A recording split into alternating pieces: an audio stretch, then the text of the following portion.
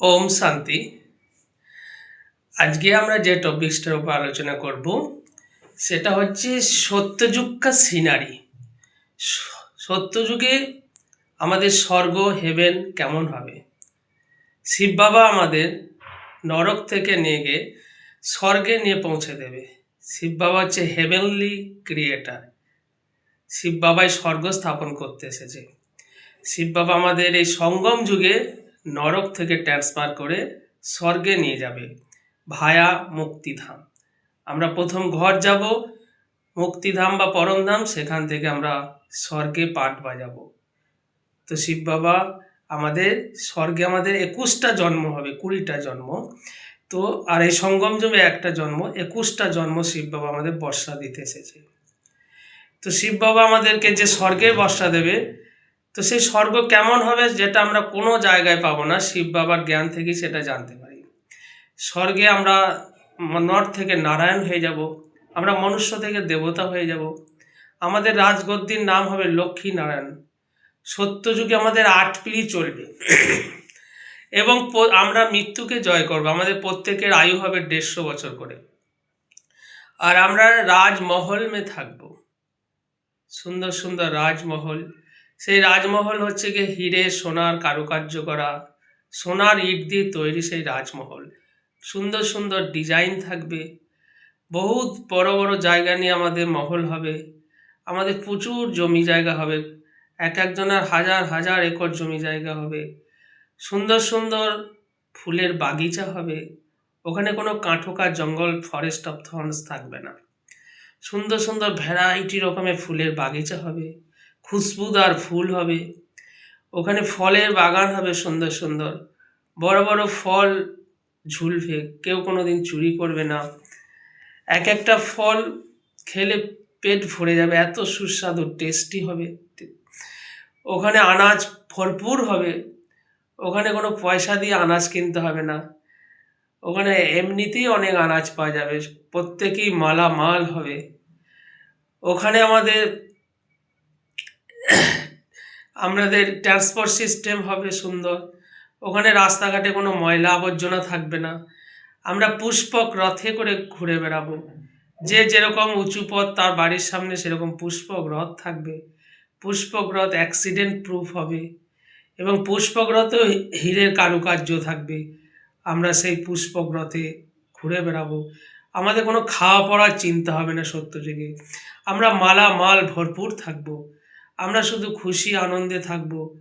কি করে ইনকাম করতে হবে এইসব চিন্তা থাকবে না, আমরা আনন্দে থাকবো, রাস বিলাসে মত্ত থাকবো, বিভিন্ন জায়গায় পিকনিক করব, মজ করব, আমরা খুব মিল করে থাকবো।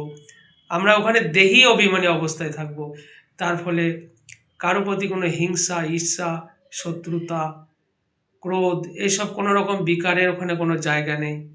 ওখানে খুবই আনন্দ খুশি সরলতা উদারচিত রহম স্নেহ প্রেম একটা সুন্দর দুনিয়ায় আমরা বিচরণ করব, রমণ করব।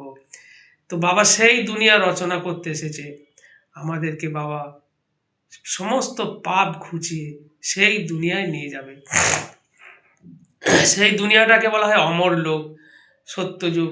বাবা সেই অমর কথা শোনাতে এসেছে। ওখানে অমর লোকে আমাদের ইচ্ছা মৃত্যু হবে। 150 বছর আয়ু লিড করার পর আমরা সাপের খোলসার মতো শরীর ত্যাগ করব এবং কোনো রকম কোনো দুঃখ হবে না, ফ্যামিলিরও কারো কোনো রকম দুঃখ আসবে না। খুব আনন্দে আনন্দে শরীর ছাড়বো। শরীর ছাড়তে কোনো আমাদের কষ্ট হবে না। ওখানে কোনো বুড়াপা নেই, কোনো রোগ বালাই নেই, কোনো ডাক্তার নেই, কোনো হসপিটাল না থাকবে না, কোনো কারোর সঙ্গে ঝগড়া হবে না বলে কোনো উকিল জজ থানা পুলিশ কিচ্ছু থাকবে না। স্বর্গ বলতেই যেন মুখ মিঠা হয়ে যায়, মুখে পানি চলে আসে। সেই শ্রেষ্ঠ দুনিয়ায় আমরা যেতে চলেছি, তার জন্য আমাদের চেষ্টাচারী হতে হবে। এই সঙ্গম যুগে আমাদের মেহনত করতে হবে, পরিশ্রম করতে হবে, পুরুষার্থ করতে হবে, তপস্যার আগুনে নিজেকে জ্বলতে হবে। তবেই আমরা শ্রেষ্ঠ পুরুষার্থ করে সমস্ত রকমের পাপ পঙ্কিলতা দুর্বলতা কোমলতা সমস্ত ঘুচিয়ে আমরা একদম সাচ্চা সোনা রিয়াল গোল্ড পান যাएंगे। তবেই আমরা সেই দুনিয়ায় যেতে পারবো এবং সেই সুখ ভোগ করতে পারবো। আমাদের এখানে ফুল কর্মাতীত হতে হবে। যদি আমাদের কার্মিক অ্যাকাউন্ট থেকে যায় তাহলে এখানে সাজা খেয়ে আমাদেরকে যেতে হবে, তাহলে ডাইরেক্ট শিব বাবার সঙ্গে যেতে পারবো না। তার ফলে আমরা বাপ সমান এখানে না হলে আমরা পুরোপুরি সুখটা পাবো না। 21 জন্মে পুরোপুরি সুখ নিতে গেলে একদম প্রচুর পুরুষার্থ করে এখানে কর্মাতীত হয়ে সাজা মুক্ত হয়ে আমাদেরকে যেতে হবে। ধর্মরাজও যেন আমাদেরকে স্যালুট করে, তার ফলেই আমরা সেই শ্রেষ্ঠ স্বর্গ প্রাপ্তি হবে। 21 জন্মের আমরা ফুল স্বর্গ লাভ করব এবং স্বর্গের সমস্ত সুবিধা আমরা ভোগ করব। ওখানে আমরা ভীষণ মিলমিশে থাকব। ওখানে শের বকরিও যেন এক কাঠা জল পান করে, মানে এত মিলমিশ থাকবে। কারো কোনোদিন কারোর সঙ্গে কোনো ঝগড়াঝাটি হবে না। ওখানে প্রকৃতিও শতপ্রধান হয়ে যাবে। এখানে প্রকৃতি যেমনি তমপ্রধান, কখনো ফেমাইন, কখনো বর্ষাত, কখনো দুর্ভিক্ষ, কখনো ভুকমরি, কখনো অতিবৃষ্টি, কখনো অনাবৃষ্টি, কখনো খরা, কখনো বন্যা। সত্যযুগে এসব কিছু হবে না। বাহারি মৌসুম হবে, এক রস সিজন হবে, না খুব গরমি না খুব ঠান্ডা, এবং খুব আরামদায়ক সিজন হবে। এবং আমরা কোনো রকম সত্যযুগে দুঃখের কোনো ভাইব্রেশনই আসবে না, দুঃখের কোনো রকম সিনই সত্যযুগে আসবে না।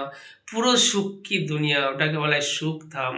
সেই সুখধামে বাবা আমাদেরকে নিয়ে যেতে এসেছে। তো এরকম বাবাকে আমাদের বহুত শুকরিয়া আদা করা উচিত, যে আমাদেরকে সমস্ত পতিতপনা ঘুচিয়ে, ভিখারিপনা ঘুচিয়ে, কাঙালিপনা ঘুচিয়ে, দুর্বলতা ঘুচিয়ে, আমাদের সমস্ত পাপ ঘুচিয়ে একটা শ্রেষ্ঠ শক্তিশালী আত্মা বানিয়ে আমাদের 21 জন্মের বর্ষা প্রাপ্তি করায় সেই বাবাকে আমরা পেয়েছি। আমরা পদ্ম ভাগ্যশালী।